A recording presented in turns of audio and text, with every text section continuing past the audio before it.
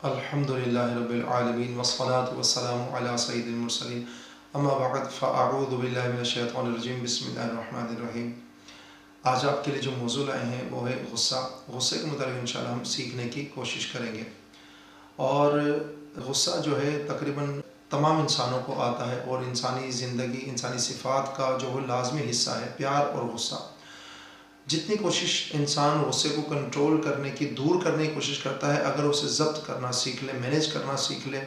تو میں سمجھتا ہوں کہ بہت سارے مسئلے حل ہو جائیں گے۔ غصہ نہ آئے ایسا بہت کم ممکن ہے، یعنی قریب ناممکن ہے غصہ آنا ہی بند ہو جائے۔ غصہ ہمیشہ آتا ہے، بس ہمیں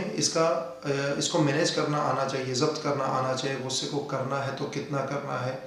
یا نہیں کرنا، اور اس کی نشانیاں بھی ہے کہ کہاں پر ہم غصہ کرتے ہیں کہاں پر غصہ نہیں کرتے۔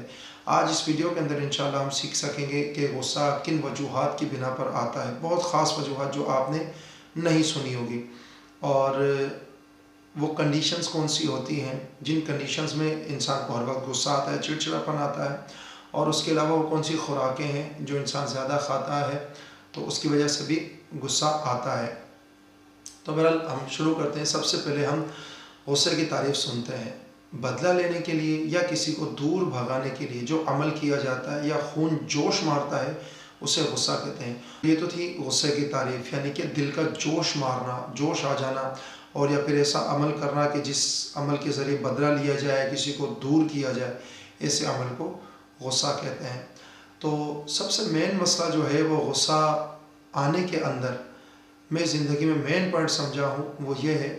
کہ انسان کو لا علمی کی وجہ سے غصہ آتا ہے، انسان لا علم ہوتا ہے۔ مثال کے طور پر ہم اکثر استاد جو ہوتے ہیں پڑھا رہے ہوتے ہیں، تو جہاں پر وہ بچہ سمجھ رہا ہوتا ہے، جہاں تک وہ سمجھا رہے ہوتے ہیں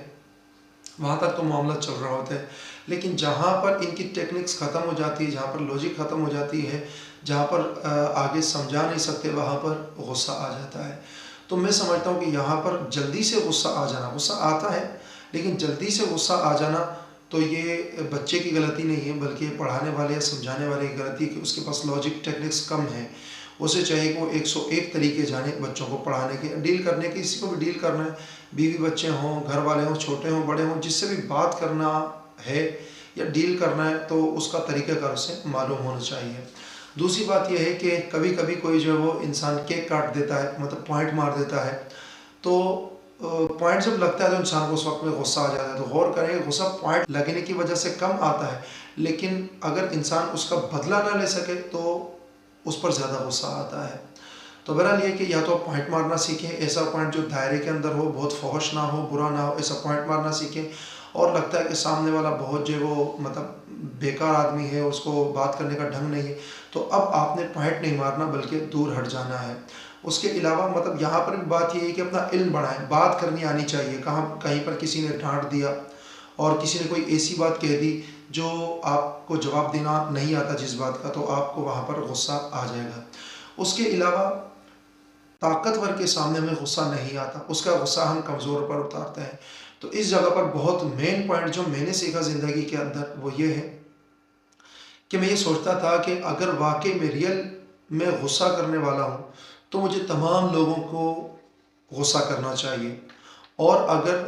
میں حقیقت میں تمنگر خار نہیں ہوں یا میں بہت زیادہ طاقتور نہیں ہوں تو پھر مجھے ایسا اخلاق اپنانا چاہیے جو سب کے ساتھ یکساں ہوں، سب کے ساتھ میں رکھ سکوں۔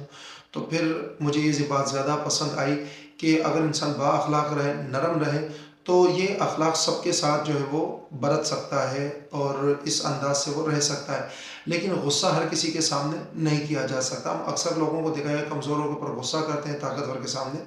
ٹھنڈا ہو جاتے ہیں۔ اور نمبر 3 پر جو ہے ایسی باتیں جو ہم ایڈوانس میں سوچ رہے ہوتے ہیں، یہ تو زندگی میں یہ سمجھ لیجیے کہ مین وجہ ہے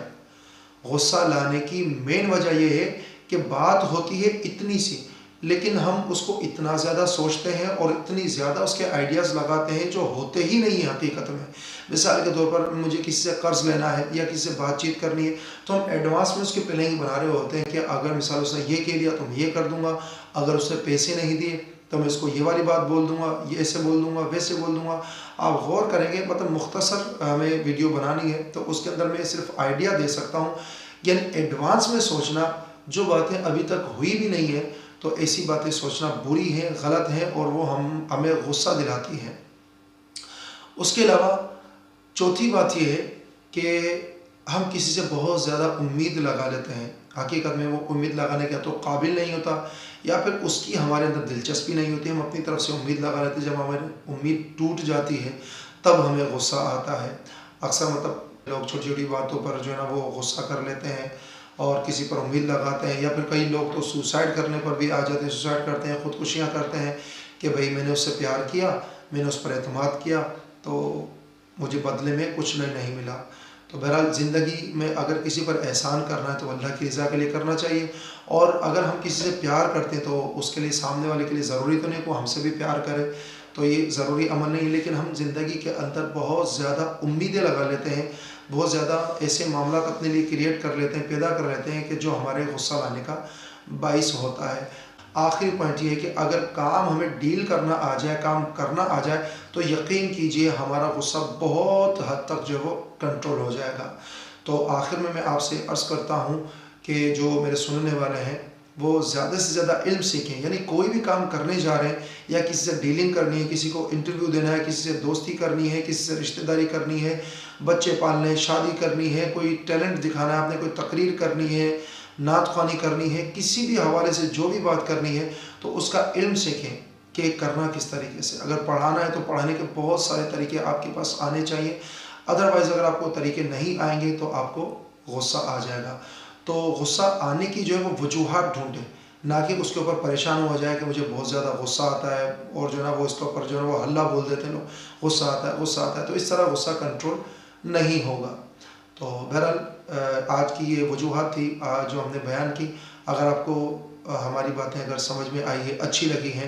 تو اسے دوسروں تک بھی پہنچائیے اور عمل میں لائیے، انشاءاللہ آپ کا بھی بھلا ہوگا اور دوسروں کا بھی بھلا ہوگا۔ باقی رہی کہ طبی اور روحانی علاج، اور انشاءاللہ اس کے متعلق ہم اگلی ویڈیو میں بتائیں گے کہ غصے کا طبی علاج یعنی کہ ٹیکنیکلی دواؤں سے علاج جو ہے وہ کون سا ہے، اور روحانی علاج یعنی پڑھ کر کون سی تسبیحات ہے، کون سا ذکر ہے جس کو کر کے ہم غصے پر کنٹرول کر سکتے ہیں۔ انشاءاللہ ضبط کرنے کے لیے ہماری آئندہ جو ویڈیو ہوگی انشاءاللہ اس میں ہم غصہ کنٹرول کرنے کے متعلق بات کریں گے۔ اللہ پاک سے دعا ہے کہ ہمیں عمل کرنے کی توفیق عطا فرمائے۔